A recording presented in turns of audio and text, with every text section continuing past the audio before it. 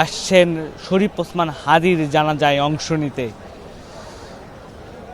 জাতীয় সংসদের দক্ষিণ প্লাজায় দুপুর 2টায় আগ্রাসন বিরোধী আন্দোলনের অগ্রসেনানী শরীফ ওসমান হাদির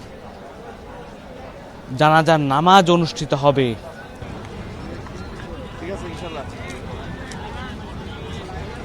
কিশোর, তরুণ, যুবক, বৃদ্ধ সকলেই কিন্তু আসছেন শরীফ ওসমান হাদির জানাজার নামাজে অংশ নিতে। যারাই এদেশে আধিপত্যবাদ বিরোধী এবং আগ্রাসন বিরোধী আন্দোলনকে সমর্থন জানান, আন্দোলনে যারা মাঠে থাকেন, যারা এই দেশ থেকে আধিপত্যবাদকে দূর করতে চান, আগ্রাসন যে কোনো বহির্বিশ্বে যে আগ্রাসন রয়েছে সেই আগ্রাসন থেকে মুক্ত করতে চান,